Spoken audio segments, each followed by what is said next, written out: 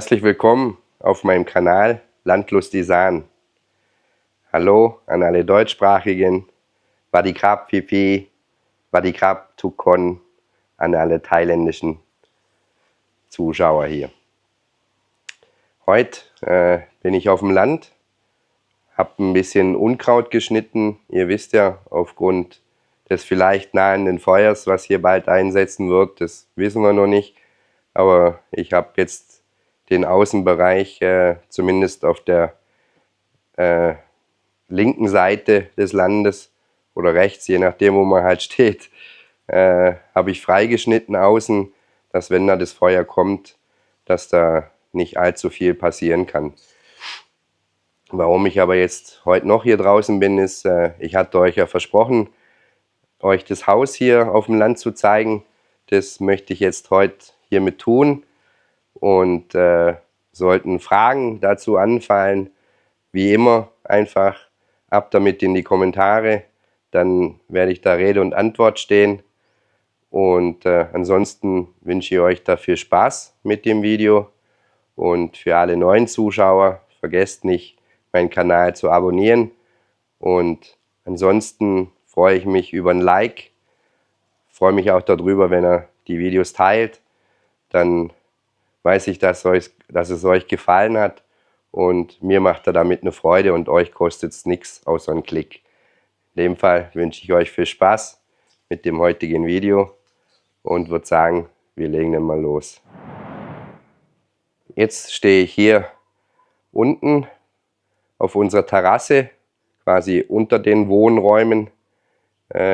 Die Terrasse ist 10 auf 10 Meter.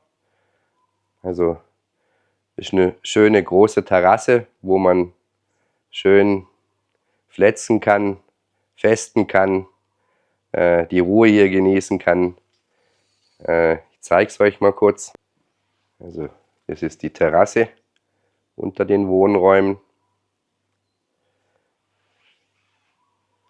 Da habe ich noch so ein altes Spielgerät von unserem Enkelkind. Was wir damit jetzt tun, wissen wir selber auch noch nicht. Dann habe ich hier meinen kleinen Pool, wo meine Frau nicht so glücklich war mit der Entscheidung, dass sie das hier aufgebaut hat. Das ist ein kleiner Pool von Intex. Der ist 4,5 Meter lang, 2,2 Meter breit und ich glaube 80, 90 Zentimeter tief.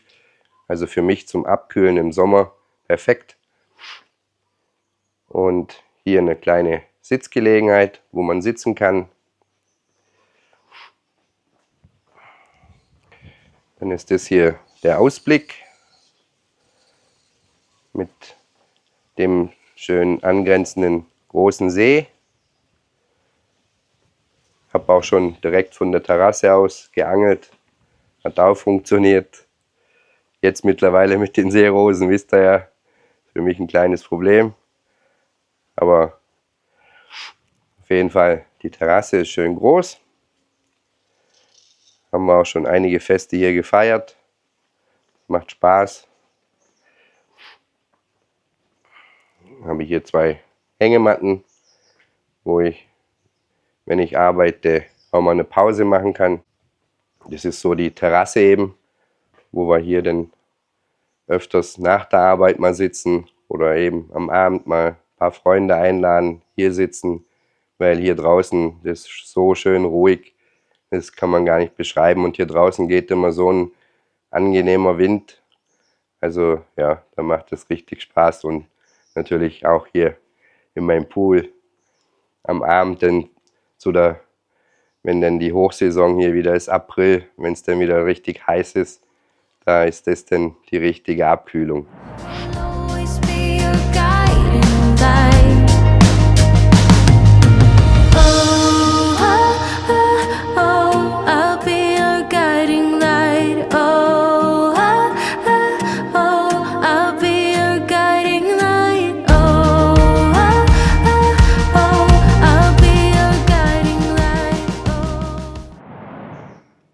Dann würde ich sagen, gehen wir mal in die Küche.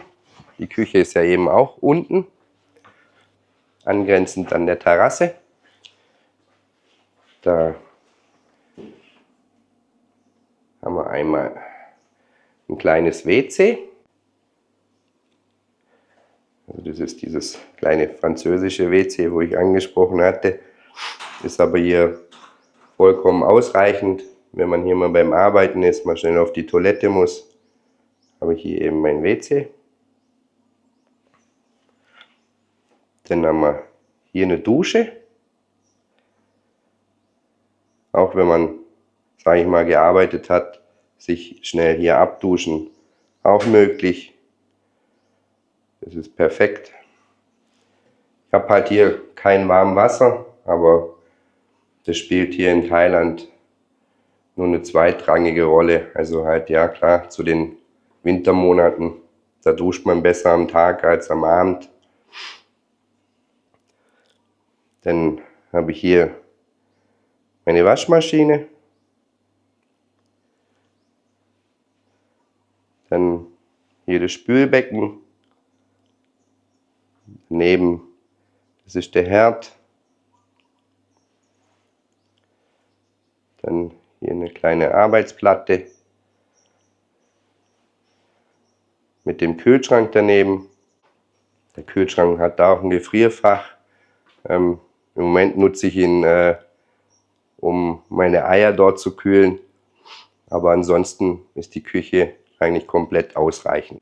Dann hatte ich euch ja erzählt, dass das Haus hier mit Solarenergie versorgt wird, also autark, da ich hier keinen Netzstrom habe, um, sage ich mal, das Haus trotz alledem bewohnbar zu machen.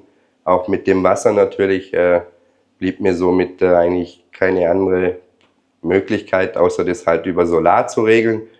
Das haben wir gemacht. Ich habe hier in Thailand, ist auch ein YouTube-Star, ein ganz bekannter Herr, der, sage ich mal, ja, ich glaube in meinem Alter ein bisschen jünger ist, aber sich sehr gut mit Solartechnik auskennt und sich selbst beschäftigt, selbst auch komplett autark lebt und auch hier die thailändische Bevölkerung kostenlos schult in der Solartechnik. Und den habe ich damals angeschrieben, der hat mir dann seine Hilfe angeboten und oder über ihn habe ich dann die komplette Solartechnik gekauft und er ist dann hier angerückt mit seinem Freund zusammen und dann haben wir zusammen die Solaranlage aufgebaut und den Strom, also die komplette Leitung von dem Sicherungskasten zu den Leitungen bis zu den Lampen, das habe ich dann selbst alles gelegt hier. Und ja, also die Solaranlage, die sieht so aus.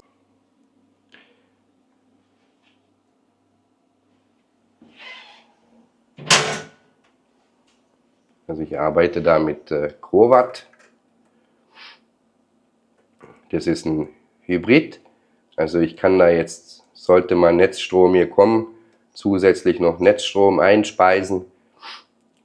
Das ist die Absicherung für die Solaranlage und die Absicherung zu meinem Hauptsicherungskasten denn vom Haus. Hier ist alles geerdet. Dann hier die Hauptsicherung. Dann habe ich hier meine 4 Akku-Pads, also ein Akku, der hat ja um die 1,2 Kilowatt, kann der mir speichern. Davon habe ich eben 4, also ich komme ja auf knappe 5 Kilowatt, die ich hier habe, die ich hier quasi über Nacht zur Verfügung habe.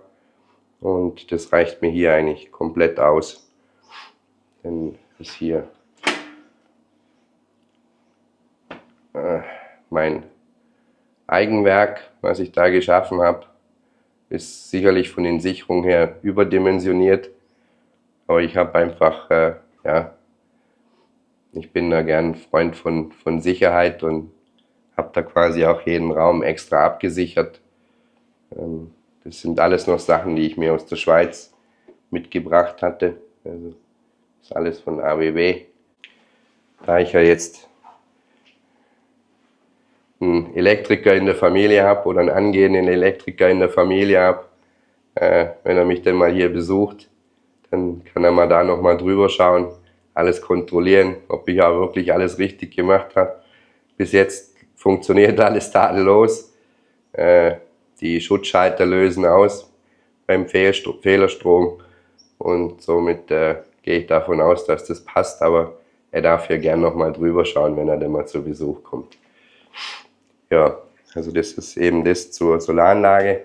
Die Solaranlage, die wird gespeist von 9 Panels, die oben auf dem Dach angebracht sind. Da hat eben ein Panel 340 Watt. Das sind Polykristall-Panel. Ich hab mich damals für Polykristall entschieden, weil Sonne habe ich hier eigentlich satt. Klar, es gibt da mal bewölkte Tage hier, aber also die Erfahrung, was ich jetzt gemacht habe, kann ich sagen, die Entscheidung war richtig, Polykristall zu wählen. Das reicht vollkommen aus und der Preisunterschied ist dann doch da zu Monokristall-Panels, die dann, ja, sage ich mal, auch bei ganz schlechtem Wetter noch ihre Leistung bringen. Aber ich bin mit den Polykristall-Paneelen durchaus zufrieden und muss da sagen, meine Akkus sind am Abend immer komplett voll geladen, beziehungsweise schon früher voll geladen. Und am Tag durch nutze ich den Strom, der über die Panels halt reinkommt. Und am Abend dann halt hier den Strom von meinen Akkus. Und eben da wo ich mal Strom brauche, wenn ich aufs WC gehe, die Pumpe läuft oder wir haben ja auch eben schon Feste gefeiert.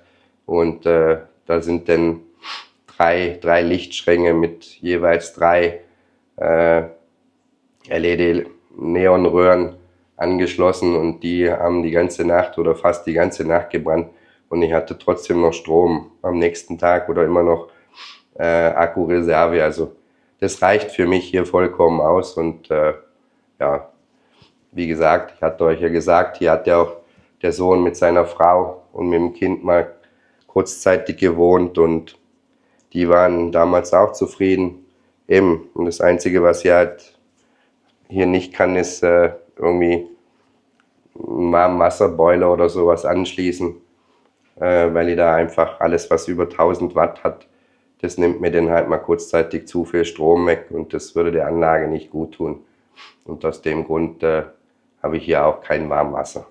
Und wenn ihr euch zu Recht fragt, wie kommt ein Kfz-Mechatroniker dazu, hier die Hauselektrik komplett allein zu machen, kann ich euch nur sagen, ich bin ein sehr wissbegieriger Mensch und habe mir natürlich, als sich das so ein bisschen rauskristallisiert hat, dass ich dann irgendwann in naher Zukunft nach Thailand auswandern werde und natürlich auch zu der Covid-Zeit, wo meine Frau hier das Haus gebaut hatte, war mir natürlich auch schon klar, dass ich hier mir was einfallen lassen muss bezüglich Strom und habe mich dann wirklich monatelang schon informiert über YouTube, über Google, habe da etliche YouTube-Kanäle abonniert, die mit Strom zu tun hatten, mit Solarenergie zu tun hatten und habe mich da monatelang mit beschäftigt und habe dann ich glaube, das war 2020, oder 2021,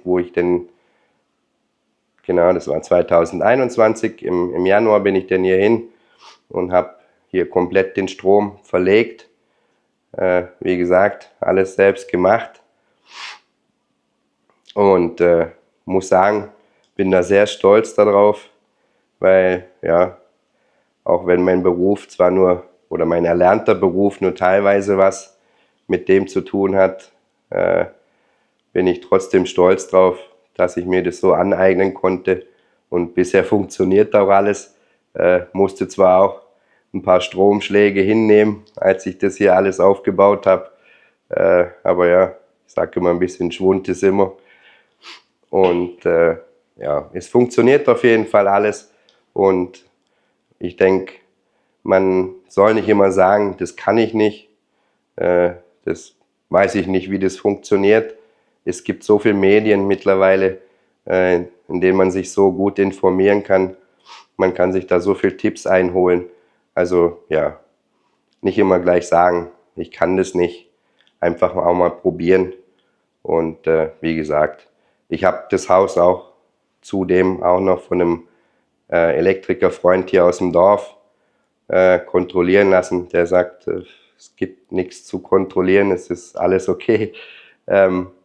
Möchte aber trotzdem eben, wenn der Sohn mal, der älteste Sohn mal aus der Schweiz zu Besuch kommt, der jetzt gerade die Elektrikerlehre eben macht, der soll hier mal drüber schauen, ob wirklich alles okay ist. Und dann fühle ich mich wohl und sicher.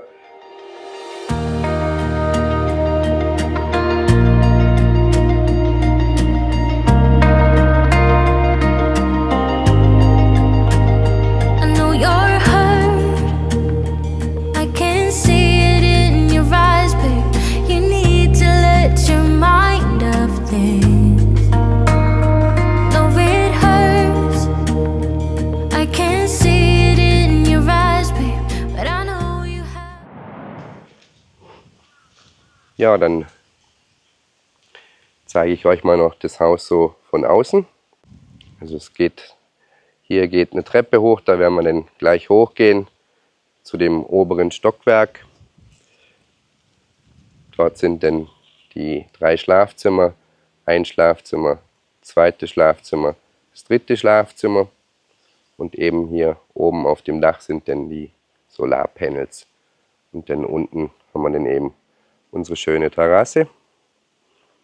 Hier haben wir noch so einen kleinen Carport für Motorräder. Ein Auto passt da nicht drunter. Aber ja, ist auch ganz geschickt, um Sachen dort drunter zu platzieren, die nicht gerade die einfach vom Regen ein bisschen geschützt werden sollen. Da haben wir ein paar Arbeitsgeräte drunter. Und so sieht das Haus aber ansonsten eben von außen aus. Eben das Haus wurde damals zur Covid-Zeit von meiner Frau gebaut. Es war damals, wo Covid losging, hieß es, wo es denn um die Geschäftsschließung ging, wo das auch in der Schweiz ein Thema war meine Frau, ihr Geschäft ja auch betroffen. Und dann haben wir dann in einer quasi Nacht- und Nebelaktion haben wir dann beschlossen, dass meine Frau, weil ich schon genau wusste, dass das sicherlich nicht bloß 1 Monat gehen wird, die Geschäftsschließungen, haben wir dann in der Nacht- und Nebelaktion beschlossen, dass meine Frau nach Thailand geht für die Zeit, weil sie wollte das einfach nutzen, um hier zu ihrer Familie zu gehen. Und ja, es war uns beiden klar, dass das ungewiss war, wie lang sie weg sein wird, wie lange wir uns denn nicht mehr sehen. Und sie ist dann aber gegangen und hat dann aber eben in dieser Zeit das Haus gebaut. Das hätte anfangs eigentlich ein kleines Häuschen werden sollen, aber ja, ich kenne meine Frau. Ein kleines Häuschen gibt es bei ihr nicht, dann wird gleich Nägel mit Köpfe gemacht. Und so ist es jetzt eben ein bisschen größer geworden. Klar, der Gedanke war gut. Der Gedanke war, dass eben hier der ältere Sohn mit seiner Frau und mit seiner Tochter hier leben kann. Aber die haben auch noch in dem Dorf von seiner Frau dort auch noch ein Land, wo sie bewirtschaften. Und somit war das irgendwann absehbar. Und ja, jetzt ist es sogar noch ganz anders gekommen. Jetzt sind alle 3 in die Schweiz gegangen und wollen sich da erstmal ein bisschen was aufbauen. Also ja, somit eben steht das Haus im Moment leer. Meine Frau würde das gern dauerhaft vermieten. Da bin ich nicht so ein Freund davon, weil, ja, sagen wir, ich hätte es nicht so gern, wenn die Leute, die dann hier drin wohnen, irgendwelche Nägel, irgendwelche Schrauben irgendwo reinhauen. Und ja, bin dann auch nicht derjenige, der dann ständig zum Kontrollieren kommen möchte, ob alles noch so ist, wie man sich das vorstellt. Mein Gedanke ist eher, dass man das vielleicht als Ferienhaus vermieten könnte. So habe ich wenigstens immer noch eine Kontrolle Und wenn ich ein Ferienhaus vermiete, ist es klar, dass diejenigen, die hier denn sich aufhalten, nicht irgendwo Schrauben oder Nägel reinhauen. Da finde ich persönlich die Kontrolle über dieses Haus immer noch besser, als wenn man hier dauerhaft irgendjemand drin hat. Und ich meine, ich komme ja auch noch täglich oder zweimal am Tag hier aufs Land raus, und wenn denn hier dauerhaft jemand wohnt, dann ja, fühle ich mich dann irgendwie auch als Störender, wenn ich hier dann immer hierher komme. Und ich muss ja auch das Land noch bewirtschaften können. Also von daher bin ich eigentlich gegen eine Dauervermietung, muss da mit meiner Frau eben nochmal drüber sprechen. Aber wie gesagt, ich bin da eher so Richtung Ferienhaus. Könnt ihr mal in die Kommentare schreiben, ob ihr, wenn so ein Ferienhaus zur Vermietung stehen würde, ob ihr da kommen würdet oder nicht. Könnt es gerne mal in die Kommentare schreiben. So, dann würde ich jetzt sagen, gehen wir jetzt mal nach oben. Das geht hier eben, so wie ich es ja vorher gesagt hatte, über die Treppe. Und hier haben wir jetzt unsere erste kleine Terrasse, wo man sitzen kann und schön Sitzgelegenheiten hat. Wenn ihr euch fragt, wofür die Folie ist, das ist im Prinzip noch so ein Schutz gegen Regen und gegen Staub, weil ich jetzt schon die letzte Zeit öfter schon überlegt habe, das zu demontieren, weil es macht es für mich auch ein bisschen schwierig, hier die ganzen Holzpfosten immer auf Termiten zu kontrollieren, und deswegen möchte ich es eigentlich auch gern demontieren und nehme dann halt klar den Regen und den Staub halt in Kauf. Dafür bin ich aber sicher, dass das Haus nicht von Termiten befallen wurde. Ich habe das Haus zwar eben sind jetzt glaube zweieinhalb Monate her, habe ich das komplette Haus mit so einem Mittel gegen Termiten eingesprüht. Das soll 6 Monate halten. Nach 6 Monaten muss ich das ganze Spiel eben nochmal machen und kontrolliere es aber deswegen trotzdem immer regelmäßig eben auf Termiten. Aber das hier eben ist so die kleine Terrasse, so quasi der Vorplatz hier. Dann hatte ich euch ja auch mal gesagt gehabt, im Rundgang von der Farm, der zweite Teil, dass das Grundstück hier kameraüberwacht ist. Das ist auch so. Zum einen eben sind wir uns da oder fühlen wir uns ein bisschen wohler, dass sich hier nicht Leute rumtreiben, die das nicht sollten, und hier eventuell manche Sachen halt vielleicht auch entwenden. Und zum anderen ist es für uns auch ein kleiner Schutz gegen das Feuer. Wir können dann auch mal schnell aus der Ferne schauen, ist alles okay oder lodert irgendwo was, wo wir dann aktiv werden müssen. Und somit ja, bin ich da ganz glücklich mit der Lösung, die ich hier getroffen habe. Ich arbeite hier mit Kameras von TP-Link zusammen, also das sind Tapo-Kameras. Bin damit sehr zufrieden. Es gibt Kameras für den Außenbereich, dann gibt es Kameras für den Innenbereich oder einfach, sage ich mal, der regengeschützte Bereich. Da gibt es die 360-Grad-Kameras. Ich werde jetzt hier definitiv auch noch mal ein bisschen aufrüsten, weil ich auch ein bisschen mehr noch hier überwachen möchte von dem Grundstück und somit das zu dem Thema Kameras. Also ja, also zum einen fühle ich mich sowieso hier sicher. Hier bei uns in dem kleinen Dorf ist mit Kriminalität noch nicht viel zu spüren, und da bin ich auch froh drüber. Aber nichtsdestotrotz geben uns die Kameras nochmal eine ganz andere Sicherheit. Dann würde ich sagen, gehen wir mal weiter. Gehen wir die nächste Treppe nach oben. Dann geht es hier jetzt nämlich weiter. So, dann gehen wir jetzt weiter auf die obere Terrasse. Wie sieht denn so aus?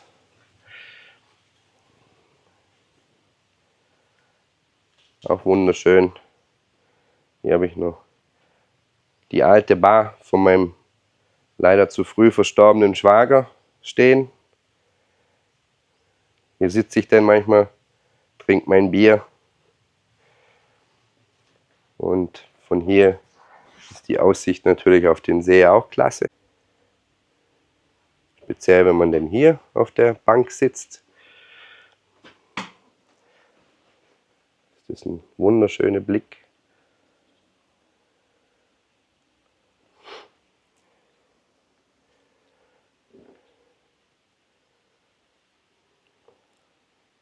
So, und da geht es jetzt denn rein. Dann würde ich sagen, gehen wir mal in den Innenbereich. Da werde ich euch nur grob schnell mal alles zeigen. Und dann könnt ihr da mal schauen, wie es innen drin aussieht. So, so sieht es jetzt innen aus. Da haben wir noch so kleine Mitbringsel aus der Schweiz. Das ist auch ein Schrank von meinem verstorbenen Schwager.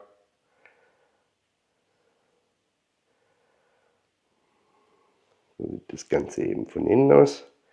Da ist daneben das erste Schlafzimmer, das zweite Schlafzimmer. Da hinten ist das dritte Schlafzimmer. Hier habe ich mir so einen kleinen Arbeitstisch hingestellt.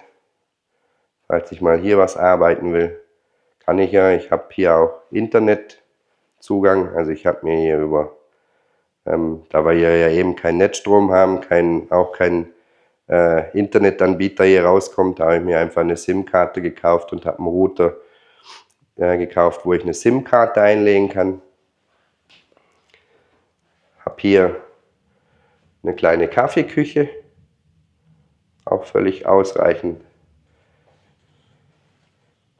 Hier hat meine Frau mir ein europäisches WC gebaut. Dann hier auch wieder eine Dusche. Und so sehen die Schlafzimmer aus. Einen schönen großen Schrank, den wir auch mitgenommen haben aus der Schweiz. Das Zimmer kann ich euch nicht zeigen, weil da haben wir Sachen drin, die wir aus der Schweiz noch mitgebracht haben. Hier haben wir dann eben auch nochmal ein Schlafzimmer, wo ich auch noch ein paar Möbel stehen habe, die ich im Moment noch gar nicht weiß, ob ich die überhaupt aufbauen soll, weil das sind Sachen, ich weiß gar nicht, wohin ich damit soll im Moment. Aber so sehen die Zimmer auf jeden Fall aus, auch schön mit den Echtholzbalken. Hier bin ich mit dem Strom noch nicht ganz fertig, das werde ich alles noch fertig machen, wobei das schon alles funktioniert. Also das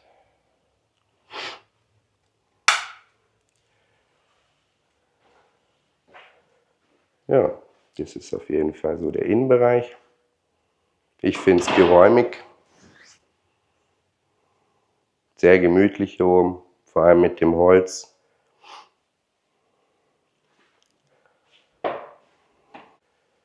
Ja, dann habe ich euch so mal ein bisschen das Haus gezeigt. Dann würde ich sagen, gehe ich mal nochmal nach unten und dann erzähle ich euch da noch ein bisschen was. So, dann hoffe ich, euch hat die kleine Führung vom Haus gefallen. Jetzt habt ihr das Haus auch mal gesehen. Euch hier das Haus zu zeigen, damit habe ich kein Problem, weil hier niemand aktuell drin wohnt. Unser privates Haus, das möchte ich einfach, dass es privat bleibt.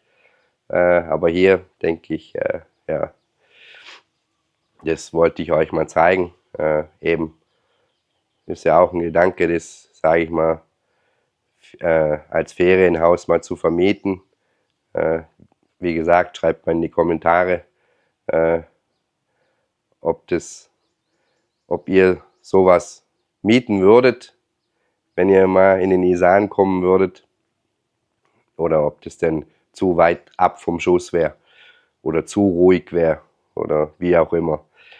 Ansonsten sage ich vielen Dank fürs Zuschauen und ihr wisst ja, wenn ihr speziell irgendwelche Fragen habt, sei es nochmal zu der Solaranlage oder vielleicht auch zu den Überwachungskameras oder so, ich bin da offen, gebe da auch gern Tipps ab, jetzt gerade mit meinen Überwachungskameras, also ich möchte da jetzt auch nicht großartig Werbung machen dafür, ich bekomme da auch kein Geld dafür, das ist meine eigene Erfahrung, die ich da einfach preisgebe. Ich bin mit den Kameras mega zufrieden, habe die auch zu Hause bei uns installiert. Man kann da unendlich viele Kameras installieren, ist mega einfach, die Montage.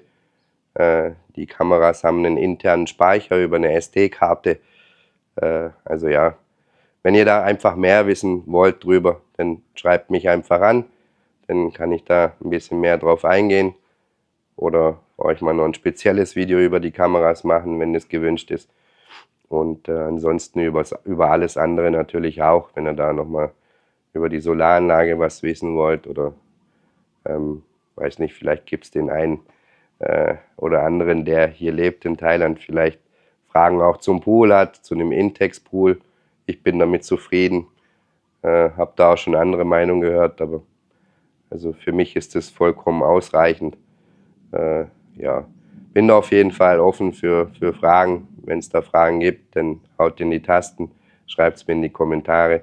Und ansonsten sage ich vielen, vielen Dank fürs Zuschauen und hoffe, ihr schaltet beim nächsten Video wieder ein. Und ansonsten sage ich, bleibt auf jeden Fall gesund, das ist wichtig. Und dann bis zum nächsten Mal, euer René aus Thailand.